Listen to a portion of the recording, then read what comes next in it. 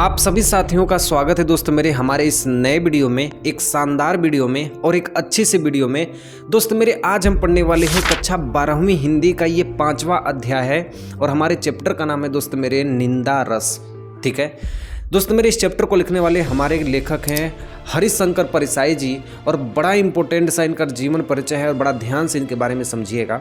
ठीक है, अब मेरा आपसे ये कहना है दोस्त मेरे कि आपने ढेर सारे रसों को पढ़े हैं, जैसे हास्य रस पढ़े हैं, करुण रस, वीर रस, शांत रस, विभत्स रस, वात्सल्य रस, लेकिन आप देखे होंगे कि निंदा रस के बारे में आप कभी नहीं पढ़े होंगे।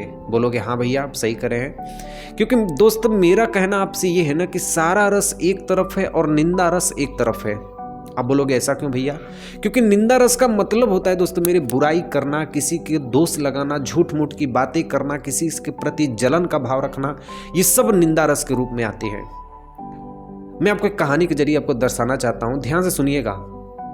एक गांव में एक महिला रहती थी, उस महिला का नाम रमा होता है। रमा क्या करती है कि वो हर समय किसी की भी बुराई करती रहती है और किसी की भी निंदा करती रहती है। ऐसा इसलिए करती है क्योंकि वो दूसरों के प्रति सर्वश्रेष्ठ होना चाहती है, दूसरों की नज़र में अच्छा बनना चाहती है, इसलिए वो सबकी बुराई करती है, सबकी निंदा करती है।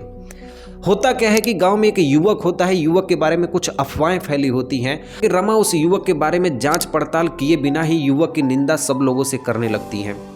लोग रमा का विश्वास भी कर लेते हैं, लेकिन जैसे ही युवक की सच्चाई सामने निकल के आती है, पता चलता है कि रमा झूठी निकली, रमा झूठ बोल रही थी। रमा को इस बात का अफसोस होता है और वो सबसे जाके माफ़ी मांगने लगती है और युवक से भी माफ़ी मांगती है।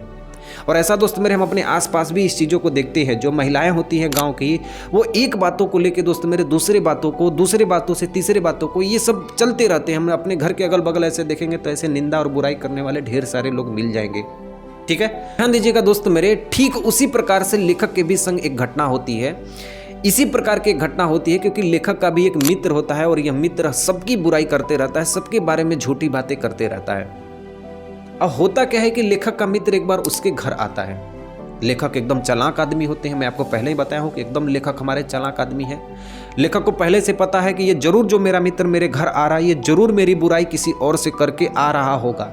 इसलिए लेखक भी एकदम चालाकी से उस मित्र से सिर्फ उसके शरीर से मिलते हैं, अपने शरीर से मिलते हैं, ना कि अपने मन से और अपने प्रेम से मिलते हैं। ठीक है, लेखक को पहले से यह आभास हो जाता है कि मैं जिस व्यक्ति से मिल रहा हूं, ये व्यक्ति धृतराष्ट्र से कम नहीं है। अब बोलोगे भैया ये धृतराष्ट्र कौन है? धृतराष्ट्र महाभारत के एक प्रमुख पात्र हैं दोस्त मेरे, जिन्होंने भीम के पुतले को देख कर ही भीम समझ के उसे जला दिए थे, जिनके 100 पुत्र थे और हस्तिनापुर के राजा थे। वो धृतराष्ट्र की बात कर रहा हूँ दोस्तों मेरे। आप महाभारत देखे होंगे तो उसमें जो अंधे थे, एक जिन्होंने पूरा रोल निभाया था, वही धृतराष्ट्र है। ठीक है, तो लेखक ने ये समझा कि ये जो मेरा मित्र मेरे सामने आ रहा है ना, ये धृतराष्ट्र से कम नहीं है, इसलिए मैं इसे मिलूंगा तो सिर्फ अपने शरीर से मिलूंगा, ना कि अपने प्रेम से और ना ही अपने मन से मिलूंगा। ठीक है, क्योंकि लेखक का जो मित्र होता है वो हर किसी के बारे में बुरा भला कहते रहता है और सबकी निंदा करता रहता है। यहाँ तक कि लेखक का भी किया था, लेकिन लेखक के सामने नहीं बल्कि लेखक के रिश्तेदारों के सामने किया था। और लेखक को पहले से ये मालूम होता है। इसलिए दोस्तों मेरे ध्यान से देखिएगा, मैं पहली पॉइंट में लिखा हूँ। क्या लिखा हूँ दोस्तों मेरे? देखिएगा वहाँ पे, देखिएगा दोस्तों मेरे ध्यान से क्या लिखा गया है। निंदा करना यानी बुरा कहना या झूठ मूठ का दोष लगाना। दोष है, दोस्त यहाँ पे लिख गया है, दोष लगाना। ठीक है, लेखक का भी एक मित्र है जो सबकी निंदा करता रहता है और एक दिन लेखक का मित्र लेखक के घर आता है और लेखक को पहले से ही मालूम होता है कि यह मेरा मित्र जो है ये जरूर मेरे बारे में निंदा करके किसी दूसरे मित्रों के यहाँ से आ रहा है और इसलिए लेखक अपने शरीर से ही उस मित्र से मिलता है, क्योंकि लेखक का मित्र धृतराष्ट्र से कम नहीं था। ठीक है, क्लियर एकदम। इस चैप्टर का सबसे स्टार्टिंग पॉइंट है, इसलिए इसको बड़ा ध्यान से याद करके ही जाना अपने एग्जाम्स में। ठीक है, आगे देखिए लेखक हमसे क्या कहते हैं। अच्छा, आप लोग भैया देखे होंगे कि कुछ लोग ऐसे होते हैं जो हमेशा झूठ बोलते हैं। आप उनसे पूछेंगे कि कितने रुपए का कपड़ा खरीदे हैं तो बोलेंगे 800 का, लेकिन रहेगा 400 का। तो कहने का मतलब ये है दोस्त मेरे कि लेखक का भी एक ऐसा रिश्तेदार होता है ना, यदि आप उसे पूछेंगे कि आप बम्बई जा रहे हैं तो बोलेगा मैं कलकत्ता जा रहा हूँ। ठीक है, ऐसे ऐसे भी रिश्तेदार लेखक के भी थे। ठीक है, तो होता क्या है दोस्त मेरे कि लेखक ना और लेखक का मित्र जो निंदा कर रहा था, दोनों आपस में एक जगह बैठ जाते हैं और लेखक एकदम चालाक किस्म के आदमी होते हैं, जानते थे कि मैं किसी का भी नाम लूंगा, ये मेरा मित्र है ना, ये सबकी निंदा करते रहेगा। तो लेखक सोचते हैं ना कि मैं क्या करूं कि एक एक रिश्तेदारों का नाम लेते जाऊं जो मेरे विरोधी हैं और ये सबके बारे में निंदा करना चालू कर देगा, जिससे मेरे मन को बड़ा शांति मिलेगी, मेरे मन को बड़ा तसल्ली होगी। और लेखक उस मौके पे फ़ायदा उठाते हुए एक एक विरोधियों का नाम लेते जाते हैं और लेखक का मित्र जो होता है वो सबकी निंदा करना चालू कर देता है। निंदा यानी सबके बारे में झूठी बातें, सबके बारे में बुरा भला कहना और आरोप लगाते हुए चले जाता है। ठीक है, ऐसे आरोप लगाता है जैसे मानो कि तलवार से सबकी गर्दन काट रहा। मेरी बात ध्यान समझिएगा दोस्तों मेरे, ऐसे काट रहा था जैसे मानो कि आरा मशीन देखे हैं ना, आरा मशीन में जिस तरह लकड़ी एकदम फट जाती है, चिढ़ जाती है, वैसे लेखक का मित्र इतना बारीकी से सबकी बुराई कर रहा था, इतना बारीकी से लपेट लपेट के सबके बारे में बुरी बातें कह रहा था कि लेखक को सुन को एकदम मन में एकदम आनंद आ जा रहा था बातें सुनकर। ठीक है, ध्यान दीजिएगा दोस्तों मेरे, लेखक को ऐसा लग रहा था कि मानो मैं युद्ध में योद्धा हूं और मेरे सामने जितने भी सैनिक हैं, मेरे विरोधी में सब क्या हो रहे हैं, सबके मस्तक कट रहे हैं। इतना आनंद आ रहा था।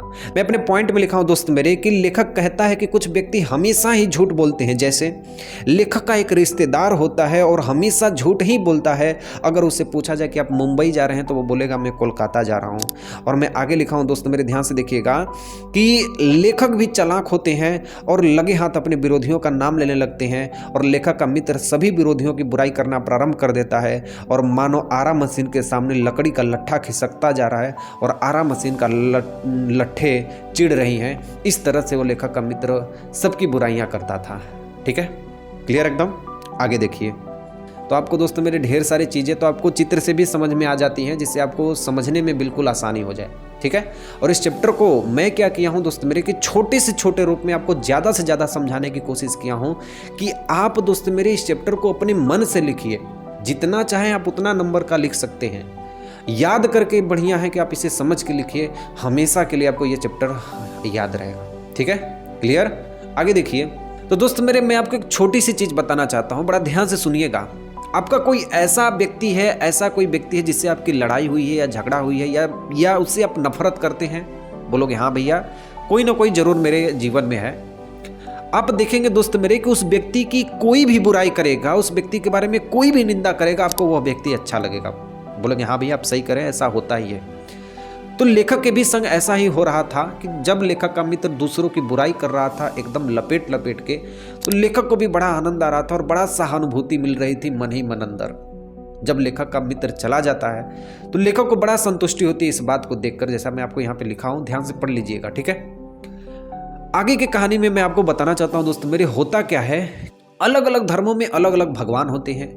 कोई शंकर भगवान, कोई पार्वती जी, कोई गणेश भगवान, कोई अलग अलग भगवान अलग अलग धर्मों में मानते हैं। कोई अल्लाह को मानते हैं तो कोई ईसा मसीह को मानते हैं। तो अलग अलग धर्मों में अलग अलग भगवानों को मानते हैं, लेकिन कोई भगवान की बुराई नहीं करता है। भैया ये भगवान अच्छे हैं, ये भगवान अच्छे नहीं है, ये भगवान अच्छे हैं, ये भगवान अच्छे नहीं है।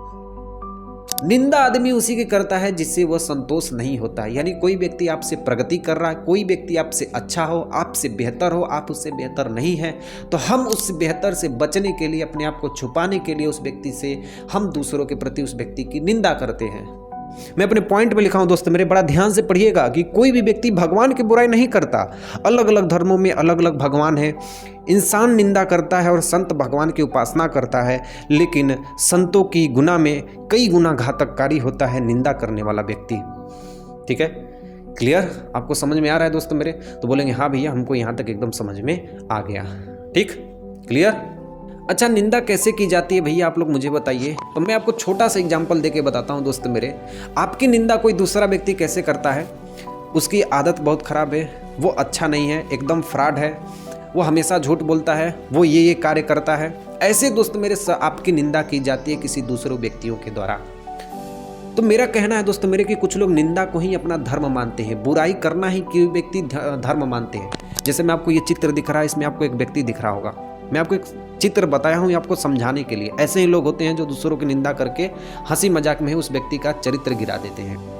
तो कहने का मतलब दोस्त मेरे कि कुछ लोग निंदा को अपना धर्म मानते हैं। जिस तरह अपने पिता की पगड़ी को उछालते हैं जिस भाव से, उसी भाव से वो दूसरे व्यक्तियों की भी निंदा करते हैं। इसलिए मैं पॉइंट में अपने लिख दिया हूँ दोस्त मेरे, इसे समझने के लिए ध्यान से समझिएगा दोस्त मेरे। लिखा है, लेखक कहते हैं कि कुछ लोग किसी की बुराई करना ही धर्म मानते हैं, वह किसी के प्रति मन मुटाव नहीं रखते हैं, किसी के प्रति शत्रुता का भाव नहीं रखते हैं, वह अपने पिताजी हो या उनके खुद के दुश्मन हो, वो सभी की बुराई उसी तरह करते हैं, सभी की निंदा उसी तरह करते रहते हैं। ठीक है, क्लियर एकदम? ठीक है, ध्यान से समझना दोस्त मेरे। मैं आपको एक चुटकुला सुनाता हूँ, एकदम छोटी सी कहानी के जैसे। मान लीजिए दोस्त मेरे, आपका कोई एक गहरा सा दोस्त है, एकदम आपका क्लोज फ्रेंड है, और आप उससे मिले हैं, आप उससे अपनी सारी पर्सनल बातें बता दिए। अगले दिन पता चला कि वो पर्सनल बातें सब लोग जान गए, तो आप क्या सोचेंगे? ये जरूर मेरा मित्र सबको बता दिया है मेरी बातों को। ठीक है, यही जो घटना होती है, यही जो फार्मूला होते हैं आजकल के हमारे घर के अगल बगल की जो महिलाएं होती हैं, जो ग्रुप में बैठती हैं, सब यही फार्मूला अपनाती हैं कि एक बात यदि कोई एक महिला जान गई, आप 10 कदम आगे भी नहीं चलेंगे तब तक दूसरी महिला जान जाएगी। बोलोगे कैसे भैया? तो आप एक बार कह के तो देखिए कोई अपनी बात। आप 10 कदम नहीं चलेंगे, सारी महिलाएं जान जाएंगी। ये महिलाओं का गुण होता है, आप इसको नहीं समझ पाएंगे। ठीक है, तो इसलिए दोस्त मेरे, मैं यहाँ पे पॉइंट में लिखा हूँ कि लेखक के अनुसार निंदा बहुत चालाकी से किया जाता है। कई लोग छोटी छोटी खबरें अलग अलग जगहों से लेकर आते हैं और एक जगह एकत्रित हो जाते हैं, और पूरी लगन और निंदा के साथ वो अपनी खबरों को आपस में बांटती हैं। और इसमें तो हमारी जो गाँव की महिलाएं होती हैं वो एकदम उस्ताद होती हैं। हमारी मम्मी जी लोग कितना प्यार से अपने दोस्त मेरे घरों की बातों को आपस में साझा करके कहती हैं, और कितना आनंद से फुर्सत में दोस्त मेरे अपनी बातों को कहती हैं। निंदा, जलन, बुराई ये तभी होती है दोस्त मेरे जब आपसे अगला व्यक्ति प्रगति में हो, आपसे अगला व्यक्ति सफलता में हो, आप उससे असफल हो और आप उससे बेहतर नहीं हो, तभी आप किसी व्यक्ति की निंदा करेंगे अपने आप को बचने के लिए, अपने आप को बचाने के लिए। ठीक है, क्लियर एकदम? तो निंदा का कोई दवाई नहीं है, कोई उपचार नहीं है। उस व्यक्ति को उसका सजा खुद मिल जाती है यदि वो किसी व्यक्ति की निंदा करता है। यदि मैं किसी से निंदा करूंगा तो जरूर मैं जलूंगा, अपने जलने के कारण अपने आप को टेंशन में डालूंगा, परेशानी में डालूंगा, इससे हमारे शरीर को ही हानि होती है। और यही घटना दोस्त मेरे लेखक के भी संग हो जाती है, क्योंकि लेखक भी एकदम उदास होते हैं। क्यों उदास होते हैं? क्योंकि लेखक के जो रिश्तेदार होते हैं वो सफल होते हैं और लेखक अभी भी असफल होते हैं, इसलिए दिन रात उनकी ईर्ष्या और जलन में जलते रहते हैं लेखक भी। तो लेखक कहते हैं कि जो व्यक्ति निंदा करते हैं, जो व्यक्ति जलन करते हैं, उनके लिए कोई सजा नहीं है। उनके दिल में जो चलता है, जो दिल में वो चलती है जलन और भाव जो होते हैं ना, वो भाव ही उनके लिए सजा होती है।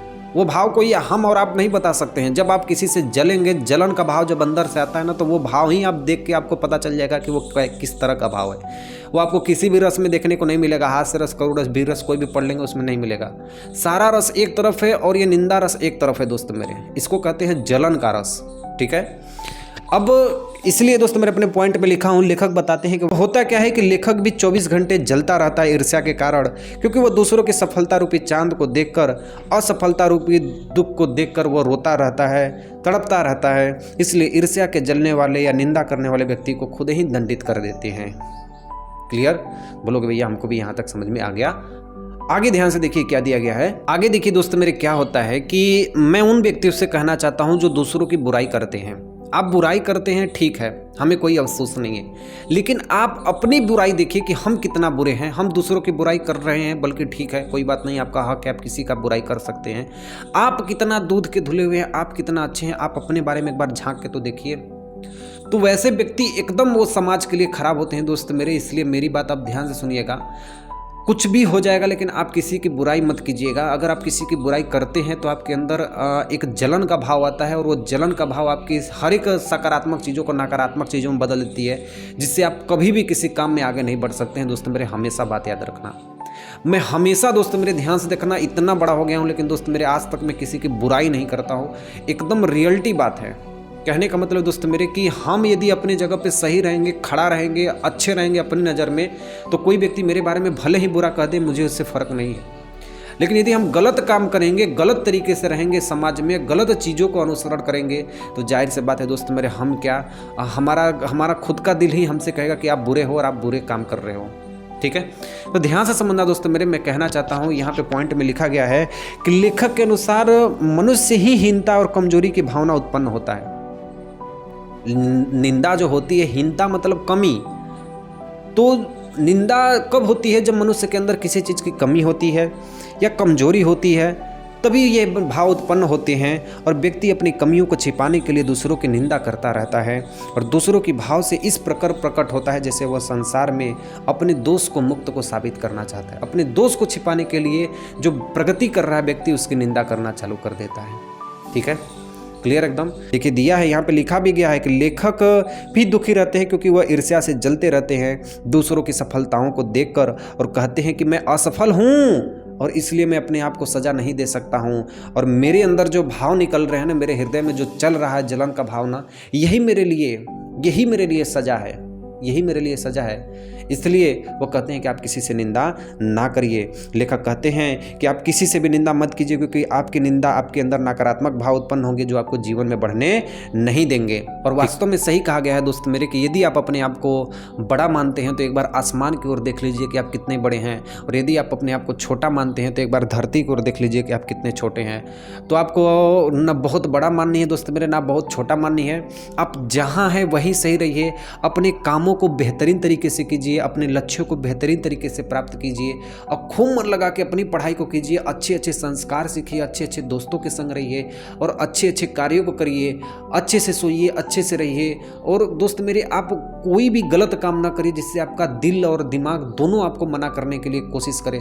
इसलिए दोस्त मेरे, आप कभी भी किसी व्यक्ति की बुराई और निंदा नहीं करेंगे। आप प्रॉमिस करके जाइए दोस्त मेरे। भले ही आपको ये वीडियो कैसा लगे, मुझे इससे कोई दिक्कत नहीं है। आप मिलूंगा दोस्त मेरे। एक और चैप्टर है एपीजे अब्दुल कलाम जी की, जिन्होंने भारत रत्न दिया गया था उन्हें, और उन्हें मिसाइल मैन के नाम से जाना जाता है। उनके चैप्टर को हम पढ़ेंगे दोस्त मेरे एक बेहतरीन तरीके से। चैप्टर को मिस मत करना दोस्त मेरे। चैप्टर का नाम है तेजस्वी मन के प्रति संपादित अंश में हम और हमारा आदर्श है। अगली वीडियो में लेके आऊँगा दोस्त मेरे जल्द ही। तब तक के लिए मेरी तरफ से सेवा समाप्त।